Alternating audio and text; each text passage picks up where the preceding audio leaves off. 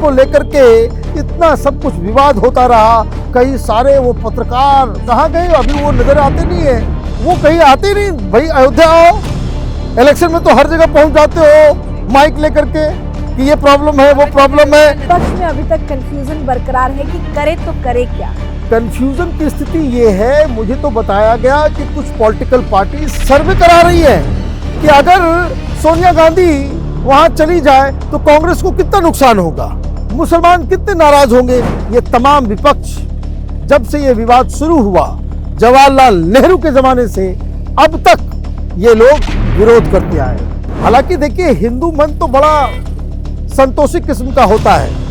अगर अखिलेश यादव, सोनिया गांधी, राहुल गांधी ये कह ले कि नहीं भाई चलिए भाई हम लोगों ने गंदी राजनीति की, अब प्रभु श्री राम का मंदिर बन रहा है, हम भी साथ में हैं, हिंदू माफ कर देगा। ये तो उदार दिल है यहाँ के संगठन का, जो लोग इसको देख रहे हैं। सरकार के उदार दिल का ये नतीजा है कि सोनिया गांधी को आपने इन्विटेशन दे दिया। भाई प्रभु श्री राम तो फिर भी दयालु हुए हैं, यहाँ फिर भी आ जाओ, माफी मांग लो, माफी मिल जाएगी। लेकिन अगर इसमें भी अगर आप 2, 4, 5, 6 करोगे, चुनाव जीतने लायक कोई नहीं बचेगा।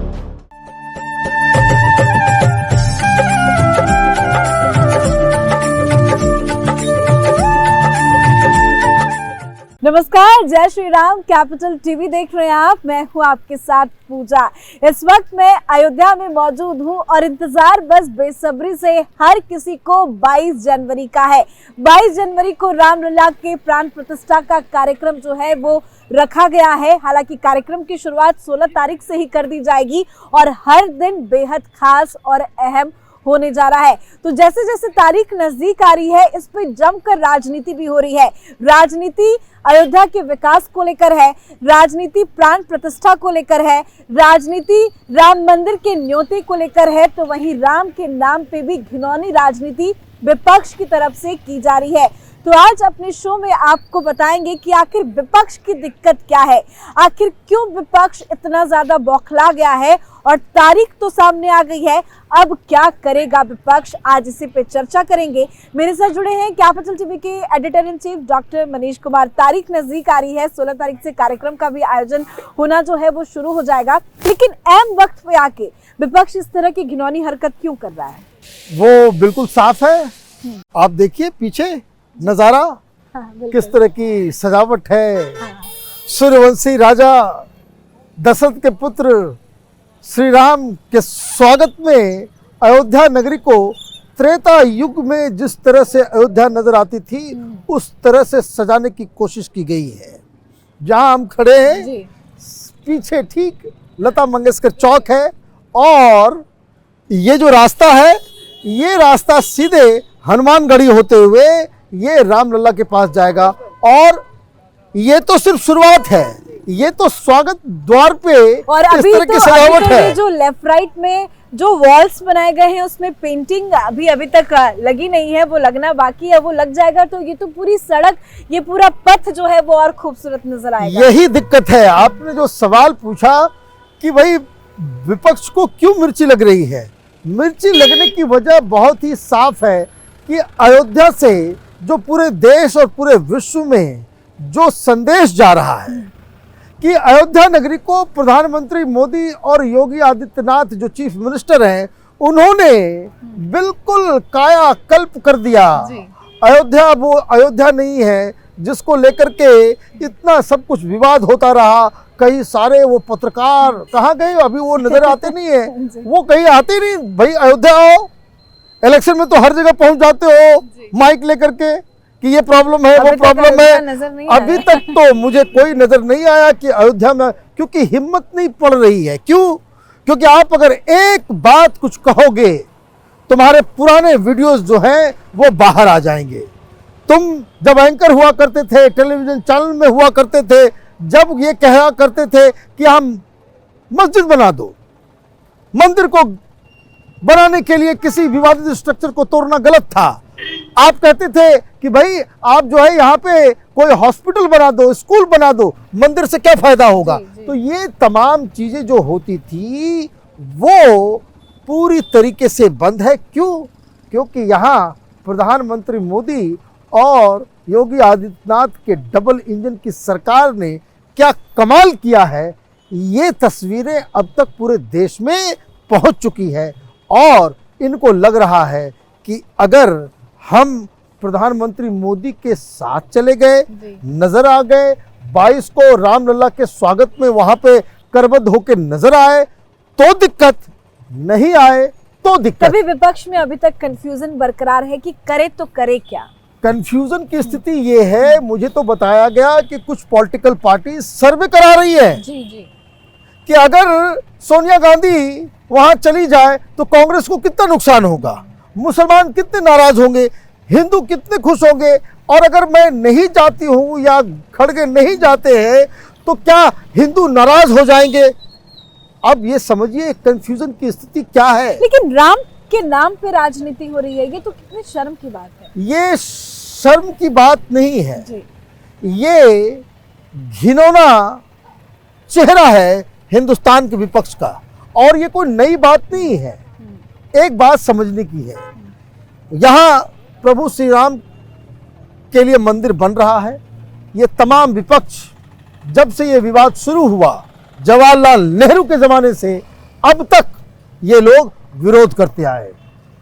ये यहाँ तक गए जब उस विवादित ढांचा को कार सेवकों ने समतल किया, उसके बाद नरसिम्हा राव की सरकार थी और उसके नेता खुल के कहते थे कि उस जगह पे वापस बाबरी मस्जिद को बनाया जाएगा। आप इस चीज़ को समझिए। अभी लोग कहते हैं भाई बीजेपी वाले राजनीति कर रहे, ये हो रहा है वो हो रहा है। भाई मस्जिद तो यहाँ गिरी, आपने तमाम सरकारों को जो है आपने बर्खास्त कर दिया। किस आधार पे, किस आधार पे? आपको वोट बैंक राजनीति। तो ये जो अभी, हालांकि देखिए हिंदू मन तो बड़ा संतोषी किस्म का होता है। अगर अखिलेश यादव, सोनिया गांधी, राहुल गांधी ये कह ले कि नहीं भाई चलिए भाई हम लोगों ने गंदी राजनीति की, अब प्रभु श्री राम का मंदिर बन रहा है, हम भी साथ में हैं, हिंदू माफ कर देगा। लेकिन कर क्या रहे हैं ये लोग? कोई खड़गे का बेटा है, वो प्रियांक खड़गे, कर्नाटक में अभी जुमा कुछ दिन पहले चुनाव जीत करके वो मंत्री बना, वो सनातन को गालियां दे रहा है, हिंदुओं को गालियां दे रहा है। सोनिया गांधी ये करुणानिधि के पोते और स्टालिन के बेटे के बयान के ऊपर कोई बयान नहीं आता कि भाई ये जो हिंदुत्व है, ये हिंदुइज्म है, वो एक वायरस है, कैंसर है, पता नहीं कौन कौन सी गालियां ये लोग देते हैं। इसी इंडिया अलायंस में एक पार्टनर है डीएमके, उसका नेता है डी राजा, जो सीधे सीधे मंत्री पद से सीधे तिहाड़ जेल में गया था। इस बेशरम आदमी ने यहां तक कह दिया कि इसको तो जब तक खत्म कर देंगे हम लोग। आपके पास यूपी में वो कौन है, वो मौर्य रामचरितमानस, और इसको गालियां देता चलता है। बताइए कौन स्वामी नाम रख लिया है? उसके माता पिता को पता होता है कि ऐसा वाहियात किस्म का आदमी ये निकलेगा तो उसका नाम स्वामी नहीं रखना चाहिए था, उसको कोई दानव रखना चाहिए। तो खैर इन लोगों को आदत है हिंदू सेंटिमेंट्स को गालियां दो, हिंदुओं को गालियां दो, हिंदू रिएक्ट नहीं करता तो कुछ भी बोल दो। एक और नया तीसमार खान पैदा हो गया, वो आरजेडी में है। आरजेडी वाले कह रहे हैं कि भाई रामचरितमानस को कुछ उसको फाड़ के फेंक दो, उसमें जो है वो पता नहीं क्या बीमारी है इन लोगों को। जब आप इस तरह की बातें कर देते हो, जब आपसे ये गलतियां हो जाती है और राम मंदिर भी बन जाता है, तो कम से कम बेशर्मी भी सही, लेकिन फिर भी हार मान लेनी चाहिए। क्रिकेट मैच हो गया, मैच आप हार गए तो भाई कम से कम प्रेस कॉन्फ्रेंस में ये तो कहो कि भाई इस वजह से हम हार गए, गलती हो गई, ये हो गया, मेरा बैट्समैन नहीं चला, मेरा बॉलर खराब हो गया। लेकिन ये विपक्ष के नेता इतने बेशर्म हैं कि मैच यहाँ पे तो रामलला स्थापित हो रहे हैं, मंदिर बन चुका, आपके विरोध के बावजूद अब भी आकर के इनको मान लेना चाहिए। लेकिन नहीं, इनको दिक्कत क्या है, जैसा कि मैंने बताया कि सर्वे कराया जा रहा है कि भाई अगर हम गए तो पार्टी को नुकसान तो नहीं हो जाएगा, हिंदू नाराज हो जाएगा कि मुसलमान नाराज। अब आपके अंदर कन्फ्यूजन की अगर ये दशा है, ये स्थिति है, तब तो आप इस पावन भूमि से आप दूर ही रहो जी। भाई, नहीं चाहिए यहाँ पे। ये तो उदार दिल है यहाँ के संगठन का, जो लोग इसको देख रहे हैं, सरकार के उदार दिल का ये नतीजा है कि सोनिया गांधी को आपने इनविटेशन दे दिया। बिल्कुल। मेरा सीधा सवाल है, डस इट डिजर्व इट? उसको क्या ये अधिकार है? उसकी सरकार ने जाकर के कोर्ट में कह दिया कि भाई ये जो राम है ये तो मिथक हैं, कभी पैदा ही नहीं हुए। वो किस केस में? वो यूपीए की सरकार ने जाकर के वहाँ सुप्रीम कोर्ट में जाकर हलफनामा दिया। क्यों? वहाँ बात चल रही थी वो राम सेतु की। आप जब कह दोगे कि भाई राम भगवान है ही नहीं, कभी पैदा ही नहीं हुए, तो उन्होंने सेतु नहीं बनाया, तो जब कभी पैदा ही नहीं हुए तो राम जन्मभूमि स्थान कैसे होगा? ये आप देखिए कि किस तरह का छल, किस तरह का प्रपंच इन लोगों ने किया।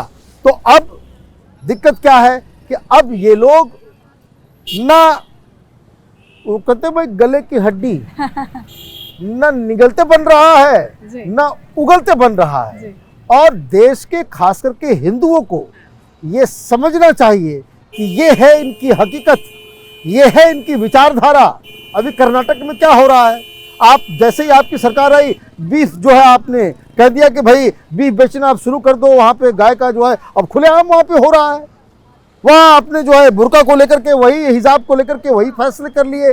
टीपू सुल्तान को वापस ले आया गया मेन स्ट्रीम में। सरकार पैसे खर्च कर रही है टीपू को सेलिब्रेट करने के लिए। प्रभु श्री राम के सेलिब्रेशन में इन लोगों को दिक्कत है और टीपू सुल्तान के सेलिब्रेशन में सरकारी खजाना जो है ये लोग खाली करना चाहते हैं।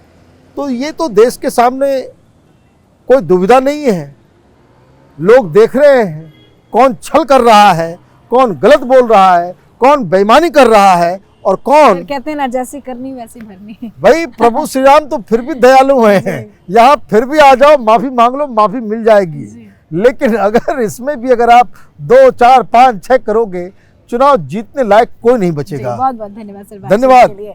तो वाकई में जैसे जैसे तारीख जो है वो नजदीक आ रही है, इस पे राजनीति भी अब जमकर होने लगी है। 22 तारीख को प्राण प्रतिष्ठा के कार्यक्रम का आयोजन जो है वो रखा गया है और सभी विपक्षी पार्टियों को न्योता भेजा गया है, लेकिन इस पे भी विपक्ष राजनीति कर रहा है और राम को लेकर ऊट पटांग बयानबाजी जारी है, जो विपक्ष की मानसिकता, विपक्ष की बौखलाहट साफ साफ दिखाता है। हमारे इस खास शो में फिलहाल इतना ही। देखते रहिए कैपिटल टीवी। नमस्कार।